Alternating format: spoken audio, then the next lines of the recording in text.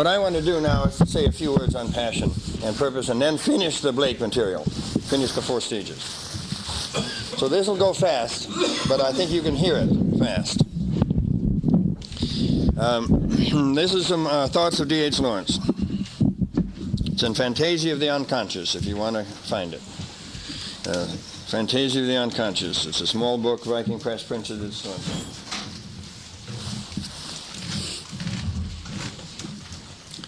Lawrence did not believe in unisex. He believed in the contrast between and the intensity when each was grounded in their own world and sparks went between. He believes that the center core, the center longing of men and the center longing of women is very different. Very different. The central longing is very different. In men, the center is purpose. Purpose implies that you wish to do something, and ordinarily it implies a movement into the outer world.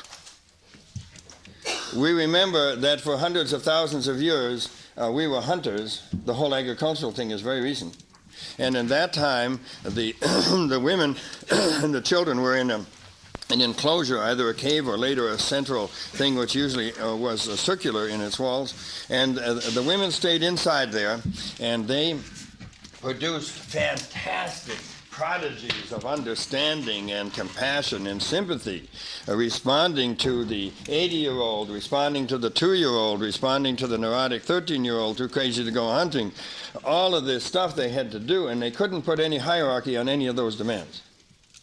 They have to take each one individually, and that's their genius to do that. And the men were different. Out of this circular place, which was like a hive, the men left in the morning like an arrow. And they had a purpose, which in this case was to get the game. And to do that, they understood hierarchy immediately, because you always have one man at the end who makes the decisions. So that hierarchy fits in well with men. It's not evil either. Women don't get it exactly genetically, but it's built into men. And then also when you're out there, you communicate telepathically with other men. And also you begin to know the game in the way that Will was talking about last night. And so the women's gods were the ones with the big breasts and so on inside the enclosure, which are still seen in the Venus of Wilhelmsdorf and all of those. Our gods are out there. And they were probably half animal and half man. And when we sculpted them, we put them in wood. And they did not survive. Who is this wonderful biologist that says, you see, the strange thing is that you cannot really look at geological history and get a pure picture, because only the hard survives. The soft interior of the animal does not survive. Only the shell survives. So that interior that we had was very soft in the sense that it was very tender, and the veil between ourselves and animals was very thin. And you can see it on the cave walls of the Dordogne. They have paintings there that no contemporary artist could even come near. So it's obvious they'd gone into the animal and back and just picked up the brush. So that's just a metaphor for the fact that now we call that the outer world. And so this is what Lawrence said. What the man is asked for what the man is asked for by life and by the woman is a purpose. To be head of IBM is not a purpose.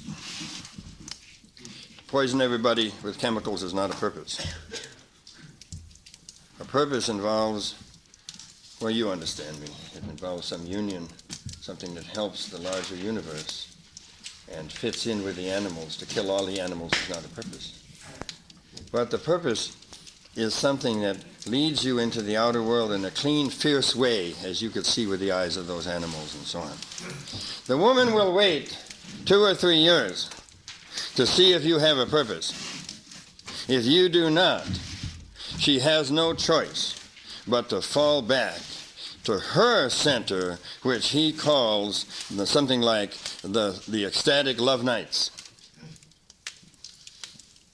she can contribute in this, when the hunter comes back, she can contribute an ecstatic, intense involvement in the body, isn't that right? At night, when they're producing new hunters or whatever they're doing, that's a completely different experience than that wandering out in the plain alone and doing that. She can contribute that.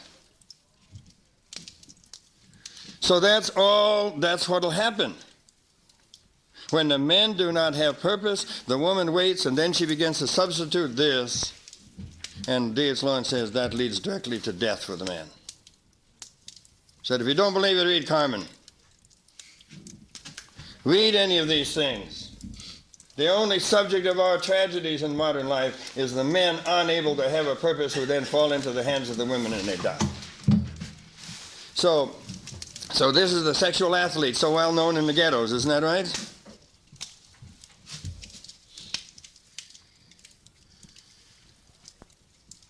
And it's to honor the woman for her knowledge of the sensuality and the possible unions, spiritual and otherwise, of the love nights.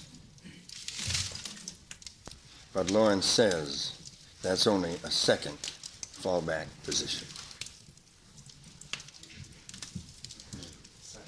Fallback position. She's mourning even doing that, because she doesn't have a man with purpose. And Lawrence says, purpose is sacred to men and feeling is sacred to women. And he said, there's never a woman in the world that will ever be able to understand the sacredness of the spirit of purpose in a man. And there'll never be a man on this planet who will ever understand the sacredness of feeling in a woman. So that's good. That's a wonderful statement. It doesn't mean now that, please, John. I didn't hear what you said about the woman. Well, I'll just repeat that general idea. He says that there's no woman on this earth who will ever understand the sacredness of purpose in a man. How intense the spirit of purpose is in a man. And no man will ever understand the sacredness of feeling in a woman. They will each try, but they won't make it. And I was mentioning to one of the people that there was some friends of mine who came and had a little commune about 40 miles from us in southern Minnesota during the late 60s. And there were two men there and two women. And so both the two men were writers, and the women weren't quite sure what. And so the men, after breakfast, used to go upstairs and start to write. And then I remember that whole thing because the women started to attack them with real violence. You know, you're just fleeing from feeling when you want to go up there. You don't have guts enough to really face your own feelings. You're fleeing into that, etc., etc., etc. And the men believed it and stopped writing. And ended up sitting at the kitchen table from 8 o'clock in the morning until 11. Well, the commune lasted about 4 months. Boom! Because the men eventually saw this is, you couldn't talk to the women, you couldn't convince them that that was the case. That broke up. The relationships broke up too. So that's what Lawrence says. The women do not understand the spirit of purpose in a man. They assume that that's fleeing from feeling. But that's what's sacred to them, is feeling. So therefore something has to be done in that way, and you have to honor that desire for feeling in a woman. And that means you have to honor her desires to talk and to have conversations and to reveal. But that doesn't mean you substitute that for your purpose. So this is a dance. Do you feel it? And the idea is not to give in to this whole thing that the man's purpose is and his art and his music is merely a flight from reality or feeling. And many women reinforce themselves in this opinion constantly, so they really don't hear the other side. They really don't. And it's hard for them to understand it.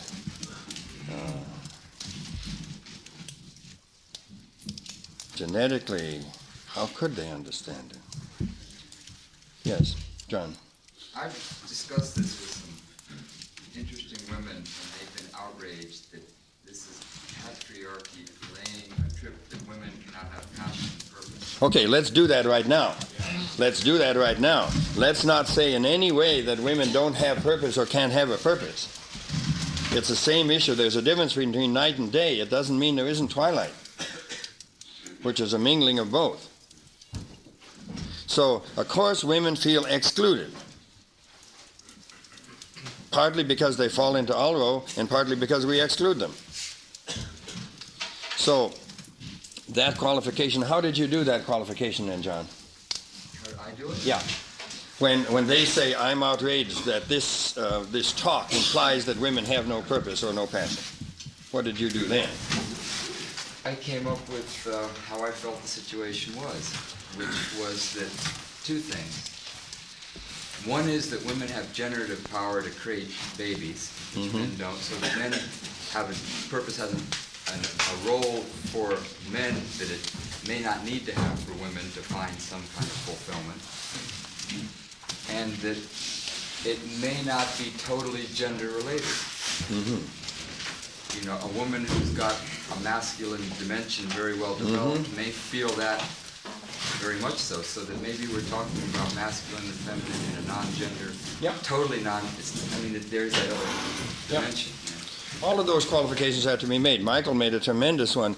He gave a talk in Minneapolis on gender using some material from Ivan Ilyich, and he said, Ivan Ilyich apparently has said that one of the things the Industrial Revolution has done is to try to take away the gender ground from underneath both men and women, to take away their stories and replace them with television, to take away their mythology and replace them with Walt Disney, to take away their ground both for men and women. The result is that men and women have no deep ground underneath them now, and capitalism offers them little goodies up here, which is a high-paying job, and both men and women compete for these goodies, and for the first time in human history, the genders are envious of each other.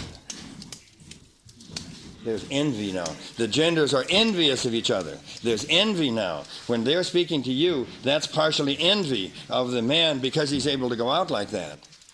And we're envious in the way of the woman's ability to create and be silent and not have to go out. So that's very touching, that whole idea. And so I think you have to look at the envy that's underneath that question. That's true. The feminists have somehow bought masculine values in some ways. And they caricature it rather than embody it. Yeah. So the idea would be if a woman has a strong gender ground and then she adds to that a masculine spirit or a masculine purpose person, that's a very different matter than if the woman has no gender ground and then tries to do the masculine purpose. Yes? What helps me with this is a few years ago you talked about male motive feeling and female motive feeling. My wife has a very strong warrior. She has a very strong male energy, but it's not the same as my male energy.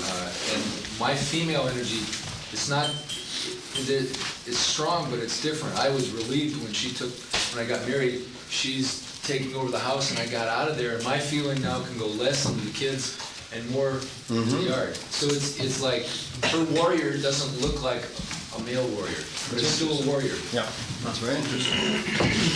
So, one mustn't lay out this Lawrence idea as an absolute truth at all.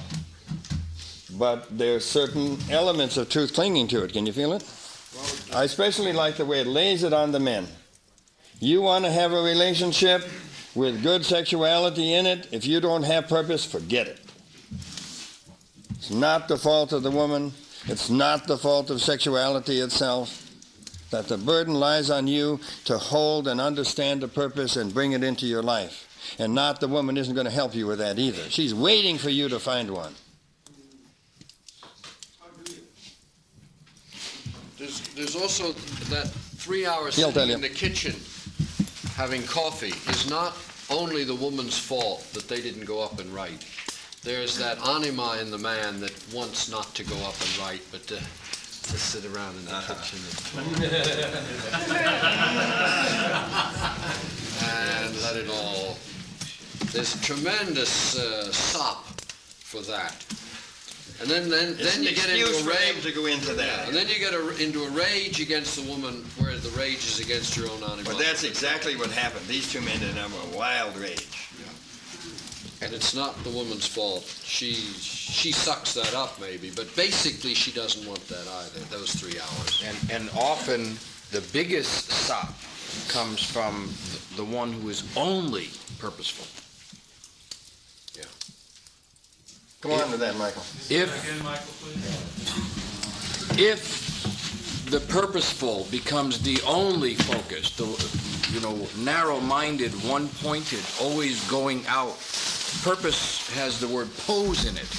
If one is constantly in the same pose, the Herculean, for instance, cleaning the next stable, and then cleaning the next stable and cleaning the next stable, the result is the biggest sop of all. The complete collapse. That's what happens to him. He ends up in women's clothes, spinning for the queen. That's right. He winds up in service of a queen, basically as a slave, not doing cleaning stables, but spinning. And so there's a way in which the two have to be in union of some kind. Call it balance. Well, I'm not so sure about balance. It often looks more like a rhythmic imbalance. Lawrence The balance is the stat. Going home at night. What? Lawrence is really clear about going home at night, going into that nighttime. When he talks about going out with a purpose, he talks about then turning and coming back and giving the nighttime to the women. Yeah. Wholeheartedly. There's a crucial moment at that kitchen table where you know it's time to get up. That's right. That's right. And it's a feeling that you can pass and just stay there and have another cup of coffee. But there's a component to man's purpose. I stole it from Robert somewhere, I'm sure. That when he goes off to go to his purpose, that leaves the woman with a certain fear that he may not be coming back, or that she may lose him to his purpose. That makes his coming home and his lovemaking. When he comes home filled with his purpose, he comes to her open, waiting arms, and he's spent, and he's ready for her, and her fear subsides. She just sucks that up, and the lovemaking gets great. But how do you think about the fear of a woman when you leave the house and you have no purpose? How do you think the fear is then? You could just be swept away on any. I'm going to go straight on now. We got a lot to do. I'm ready to shift now. I just want to throw that into the pot since one thing I like about this group is that we set purpose and passion as a subject, and you ask for it and you want it. Usually we set any subject and talk about anything.